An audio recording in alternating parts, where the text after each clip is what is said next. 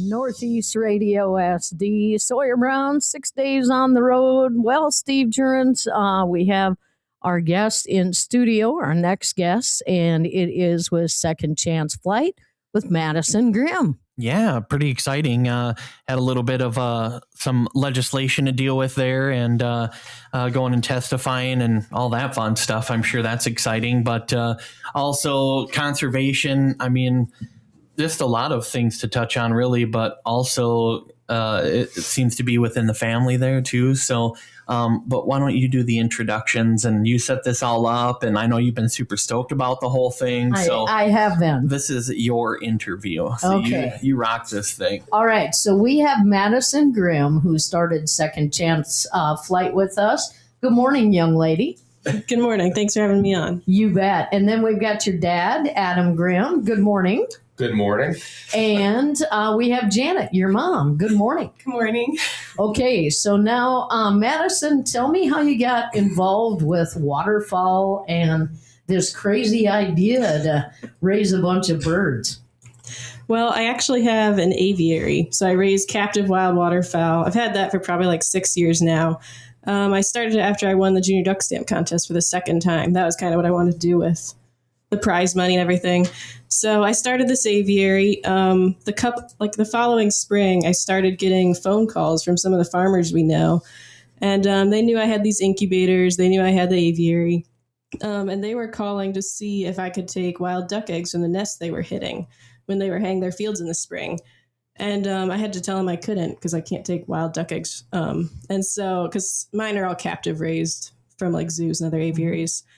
And so I had to tell him I couldn't, but I was getting a number of phone calls. And it kind of made me start to wonder, like, you know, how many nests are really getting hit every spring? I didn't even know it was really an issue.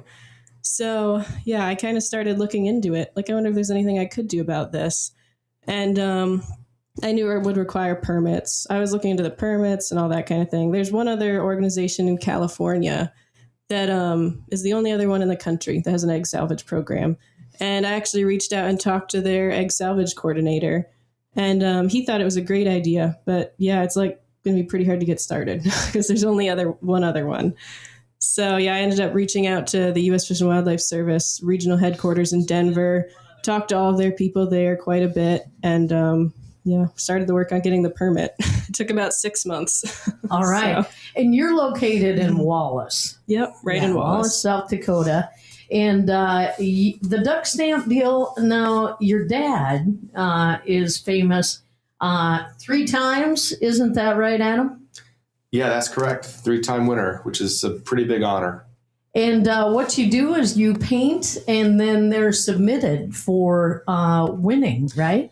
Yeah, it's so the federal duck stamp competition's been around. Well, the program's been around since like 1934. So it's a long running program. It's the biggest prize in wildlife art, definitely the most prestigious to win. And it's a tough contest. I mean, there's artists from all around the country that enter. Most artists enter and never win, maybe never even place at all. So, I feel very fortunate to have been blessed to win it 3 times. And then you handed that talent down to your daughter. Apparently, it's so funny to me because we never pushed it I never thought about her following in my footsteps in any way. Especially, she's a young lady. I guess I didn't think she'd be that into ducks and hunting and all of the things that I'm into. But yeah, no, she's kind of right there with me. She might like ducks more than me. I don't know. So. That's awesome. And we have got Mom here too, and Janet.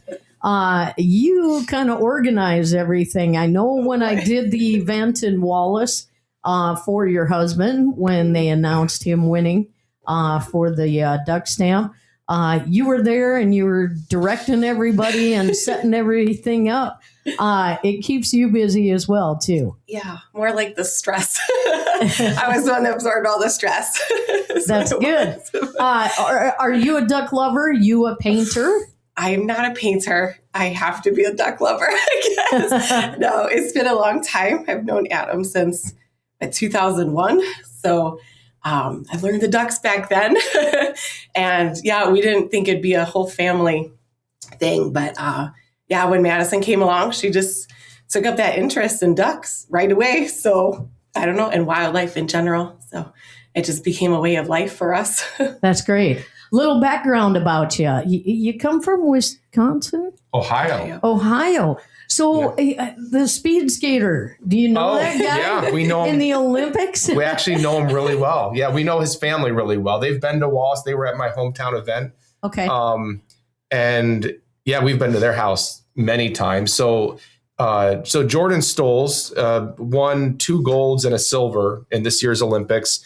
And it was really fun watching because like they would show him and like we know him, and they would show his parents and we know them, and they would show his sister and we know her. And actually that's his sister is how we got to know their family. Madison became friends with her online because his sister has, like, Madison has an aviary. She has like probably 5 or 6 aviaries. Oh, wow. So she's the one that really got Madison kind of like onto this and started in this. And of course we went and visited them, and she mentioned that her brother did speed skating, but we didn't know he was like the best in the world, like breaking track records at every major track around the world. I mean, just, I actually stayed we stayed at their house, and I stayed in his room, and in his room, there's like medals hanging off of deer antlers and on the floor and trophies, like because he's won so much. They finally built a trophy case for him, but now he has some Olympic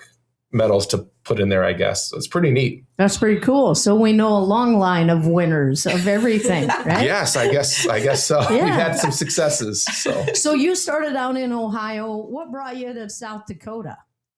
We literally moved here because of the ducks. Oh, wow. I wanted to be in the Central Flyway, and I know for people that hear that, they're probably thinking, what in the world? Like, because I could really live almost anywhere, but I love waterfowl. And growing up in Ohio, we didn't have waterfowl the way we have it here in South Dakota. It was actually a hunting trip that really kind of opened my eyes. And I thought, wow, there's nowhere I'd rather live. And so I talking with locals, I feel like a lot of people maybe take a lot of the wildlife for granted, a lot of the wetlands for granted. This whole entire region, the Prairie Pothole region, the Prairie Coteau is unbelievable for wildlife. It's an amazing resource and something that I think, I want to see protected and conserved, because I grew up places that had drained all of their wetlands, and the waterfowl are no longer there in good numbers. It's not really in a flyway. So moving out to this area, like I wake up every morning excited that we live where we live. I wouldn't want to live anywhere else. I don't do that when it snows. That's the price we pay. That's the price we pay for keeping it, with less people and everything a little bit. Yeah. So, and that's what Steve tells me every day when I complain about the weather. Yeah. He's like, Doreen, just be happy. Well, Madison, so then that brings us back to you. And of course, your dad said conservation and saving the wildlife. Now, I've been looking at your website. It's beautiful. Folks can check you out at secondchanceflight.com. You have a few documentaries on there. Tell us a little bit about that. Yeah, so right on the homepage is a documentary done by the Dirty Birder, and he came and did it last year. And it really highlights everything I do with Second Chance Flight pretty well. You can follow it all the way from little hatched ducklings, from eggs that would have been hit in a field, all the way to like when I release them in the end of summer. So that one's really neat. And then there's another one on there that my dad and I actually made, just kind of also trying to highlight kind of what I'm doing. And yeah, both of those are really good to watch. So, and I saw that, and that's pretty awesome. I also saw the swan. Tell me about the trumpeter swan. So the swan was kind of a unique one. And honestly, when I got the call, I wasn't even sure if I could take it, because like it's a trumpeter swan and they're very highly protected. But I got this phone call last spring, and it was from a guy in Minnesota. He does railroad track inspecting. And he said there was this one stretch he had checked, and there was something white out on the tracks. And he walked out there to check it, and it was 2 dead trumpeter swans. And then they also had some brand new little cygnets with them. And there was only 1 survivor, and he didn't know what to do with it. It was just this little tiny, like 2 or 3 day old, probably cygnet at the time. And so he ended up finding me somehow, called me, and I actually emailed the guy who gave me the permit from the Fish and Wildlife Service office to make sure I could even take it, because I didn't want to drive all the way out there just to find out I couldn't. Sure. So anyway, I was able to. It's covered under my permit. So Dad and I ended up driving out there, met him like halfway, and then took this little swan. So I raised it. It got big very fast. It was very messy, but he was really cute, so it was okay. So yeah, and then I ended up releasing it last November, I think it was. Did you name it? I didn't name it just because I never name anything hardly. I don't want to get attached, but I'm not good at naming things either. So it took me like 3 weeks to name my dog. So, And if you name it, they usually die. So it's not a good thing, especially with doing rehab work with where you're releasing the birds anyway. So it's always my favorites to die. So yeah. Let's talk about the incubation. And so let's say Joe Farmer calls you, okay? And then you come and gather the eggs, or they do, correct? Yep. And then you bring them back to your place, and then tell me what you do right from the get-go. Well, usually the first thing I'll do is I'll candle them, which means shining a flashlight through the air cell part of the egg. And I can tell about exactly how far along they are based off the development I see inside. And then, so I'll mark them with like an estimated hatch date, because you kind of want to know about how far along they are to keep groups of the same incubation period kind of separate. So I'll do that. And then I'll also use the flashlight to check for any cracks, because sometimes they get cracked when they're run over with equipment. And so if I see any cracks, I actually have like this natural nail polish that I'll patch them with, which works great. I've tested a whole bunch of stuff, and that I can get almost 100% hatch rate, even on cracked eggs. So I'll patch them with that if they're cracked. And then I have a big incubator. It holds just over 700 eggs. Hopefully I'll have to get another one this year. We'll see. But I'll put them in there. They go pointy side down, so the air cell's up at the top. And then it has turner trays, so it tips them back and forth. Stays about 99.3 degrees exactly, and then like 40 to 50% humidity. So they'll be in there for usually the next couple weeks. They take about 26 days to hatch, most ducks on average. And so I'll leave them in there about that amount of time, depending on how far along they were when I got them. And then I have a hatcher incubator, which holds higher humidity. And right, like about 3 days before they hatch, I'll move them to that incubator. And that one doesn't turn them or anything. So then they can hatch in there safely. And then, I pull them right after they hatch and put them in brooders. So, and then you're the mom from there on. I try not to be too much, just because I try and avoid imprinting. But essentially, I'm the caretaker. So, do you ever get some of those ducklings that follow you around like you're the mom? I have with my aviary, just because those, it doesn't really matter if they imprint. But with the wild ones, you generally want to avoid human contact for the most part, just to help them acclimate back into the wild the best possible when you release them. So I try and kind of keep them in small groups, just kind of together. Then they imprint more on each other and other birds. So that's generally better. But with the aviary ones, just because they're essentially pets, I'll do that with them sometimes. Makes them easier to handle later on. So let's talk about the game fish. Are they helping you out and funding? How do you afford it all? Well, it's all privately funded through donations right now. And actually, if anyone would be willing to donate to help support this effort, they can donate right on my website at Second Chance Flight. But it's all privately funded. I've been building pens, the incubators I had to buy, so it obviously costs money. But as far as Game Fish and Parks, they've been supportive so far. Actually, the bill, which I think we'll talk about, they brought forward an amendment and helped me work on that. So I'm now legally able to take any state-managed game birds through Game Fish and Parks. So. Let's go into that bill. Dylan Jordan helped you with that at the legislative session. Tell me what that bill states and what it allows you now to do. So originally there was a conflict with state law because it prohibits essentially taking or salvage or anything that has to do with any wild bird eggs. And so that was kind of a problem. And we had conversations with Game Fish and Parks about it. And the best way it seemed like to get that kind of rectified was to go through the state legislature and get the law changed. So we actually started that process this year. Dylan Jordan helped with it. And so the bill essentially now allows me to take upland game bird eggs legally. And it also clearly kind of exempts my federal permit from that law. and it should be signed by the governor very soon. So it kind of passed everything, which is really exciting. I should be able to take game bird eggs this year. So kind of pheasants, turkeys, grouse, all that kind of thing. So if a farmer does see a nest as they're haying, and then they just contact you, and you'll take it from there? Yeah, if they hit a nest when haying, usually you'll see the hen flushed. So if you get down and go right to where the hen flushed, generally the nest will be right there, kind of uncovered because they just got off it. But yeah, just gather any remaining eggs, just put them in any sort of container or anything so they're not getting jostled around or just rolling around the cab.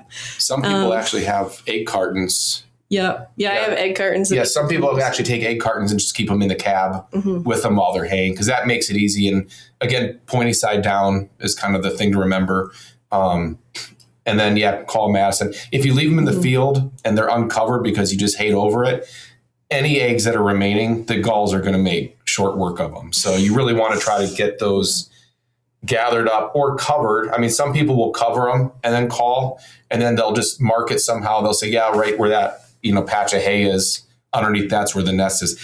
But if they're uncovered, yeah, they're going to be gone quick. So the gulls are pretty vicious. Yeah. Okay. Yeah. And Steve, I'm sorry. Any questions? No, go ahead. I want to know, how many have you hatched so far and released? Last year, I think I did 167 ducklings, maybe. I'd have to check the final count. And then I also had 2 Canada goose goslings and then the trumpeter swan.